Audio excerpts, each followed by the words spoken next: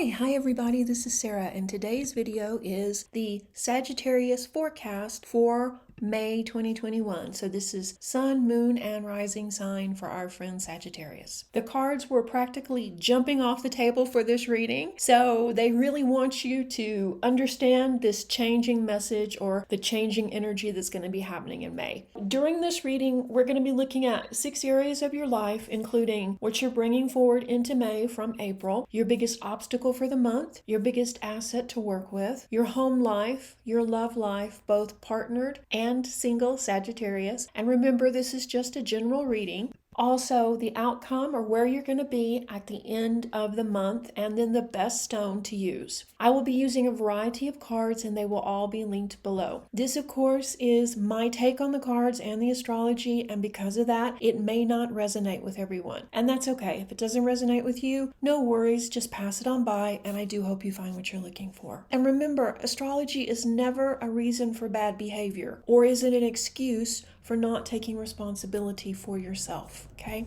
So if someone tries to pass off their bad behavior because of the astrology, yeah, don't accept that. We also have, on top of everything else going on in May, an eclipse and the second Mercury retrograde in 2021. A lot is going to be happening for you, Sagittarius. I plan on doing a video for both of those events. And if you haven't already, please subscribe so you don't miss any of those videos. Also, if you found this little mini reading helpful, please consider joining the cool kids and become a patron. They're the reason that this video was created. So let's get this party started. Let me shuffle really quickly, and we're going to begin with what you're bringing forward into the month. Oh, nice. Very nice. The card is wisdom. And the affirmation for this card is, all I truly need is within me. So let's think about that, Sag. All you truly need is within you. You know that, but have you actually internalized that? Yeah, maybe not, because each time we're hurt,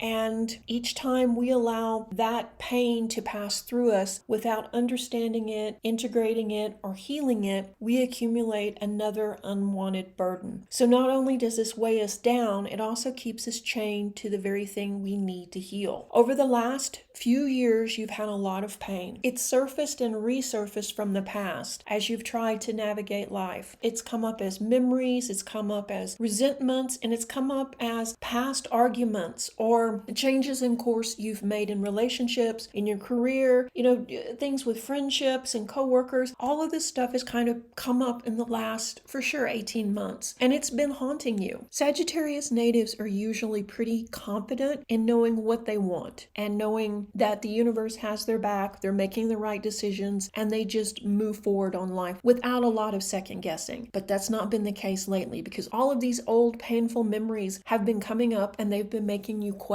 your actions, question what you're doing and if you are moving in the right direction. And it's been very difficult processing all of this. And of course it would be for anyone. But about 2 months ago or so, you definitely shifted your focus. You shifted your perception about the past and decided that you were going to work through some of these issues. And when you did, everything changed. The energy raised and you received clarity. If you haven't already made this decision to work on this heavy burdens that you're carrying, I think you will soon, and then you will also reap the benefit of the energy shifting for you. In reality, to move forward, you have to remember who you are and perhaps where you were before you began your current or latest relationship or job. And we need to do this so that you can reclaim your power. By trusting yourself and embracing your inner power and personal wisdom, you set yourself free. It's been an ordeal to get to this point, but definitely the end of April, you start seeing shifts, and those will continue through the rest of the month. And these are positive shifts. You're finally catching a break again. Sagittarius is one of the most lucky signs of the zodiac. You can attract wealth, money, success, that crush. You can attract anything you want. And when things don't flow easy, you know that there's a problem. But sometimes it can be really hard to get to the root cause of the issue. So you've been doing the work, and because of that, everything is starting to shift now. So let's look at your biggest obstacle for May.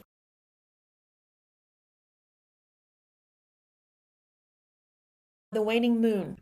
not a surprise. What do you need to release? You've been struggling with this for some time now. What you need to change or what you need to release in order to move forward and feel happy again. Life comes in cycles. And sometimes we need downtime or to let go that constant struggle. And this isn't easy, but this is a sign the situation has basically peaked, for better or for worse. And it's time to just relax and go easier. This card can be very positive, but it still can be suggesting that you need to let something go and stop trying so hard. So that is going to be the biggest obstacle for May. If you're struggling with these types of issues, doing energetic work such as Reiki, meditation, yoga, Tai Chi will definitely help. Just remember, this isn't forever. I know it's drawn out and drug on, and it seems like it is, but it's really not. Something will change for you very soon, and I think you're going to be very pleased with the changes that happen. That's for another video. Your biggest asset to work with in May. Let me shuffle really quickly.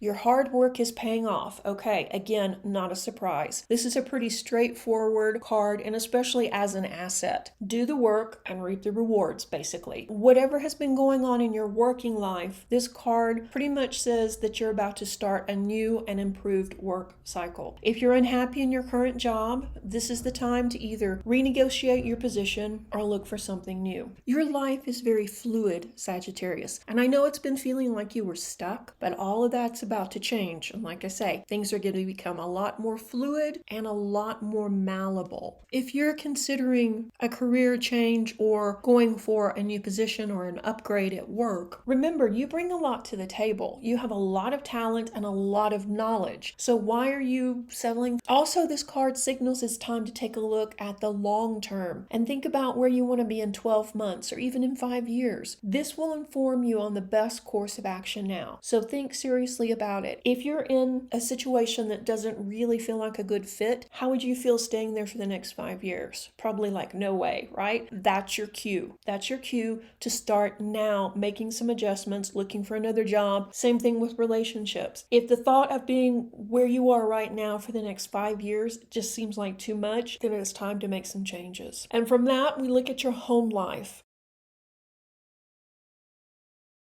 It's time to breathe out. Okay, this card has been showing up quite a bit too in this month's readings for other signs as well. This card is about slowing down and having faith that what is happening is for the best. Try to accept the way things are now and give yourself and others time to relax. Breathe.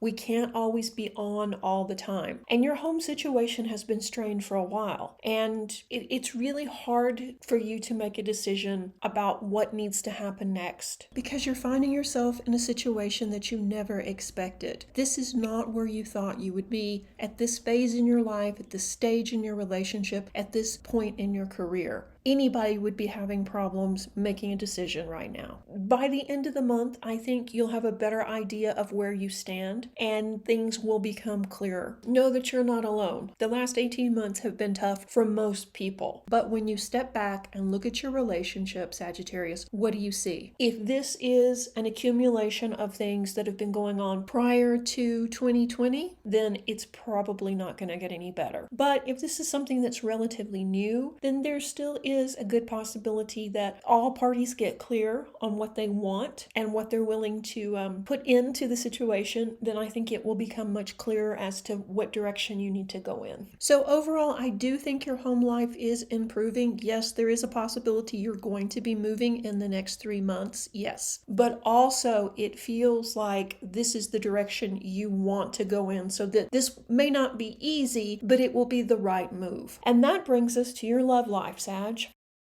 Nothing is set in stone. Okay, single Sagittarius. It's time to get back on track with dating. Nothing is set in stone yet, so it's important that you continue to put yourself out there and don't give up. And yes, there is a possibility your ex is going to come back and knock on your door, especially the end of May, mid-June, when we're in Mercury retrograde too. Now, whether or not you want to take them back, of course, that's totally up to you. If you want to continue the lessons or you think maybe things could be better, then yeah, Why not? Nothing is set in stone. But regardless of whether your ex comes back or not, don't give up on love just because dating has been, well, difficult for a while now. Spirit is telling you that time is on your side. You just need to remember who you are and stop settling for dates that you knew from the very beginning weren't going to work out. Put yourself out there, but also don't settle for things that aren't going to work just because you're bored on a Saturday night, okay? Your life is in flux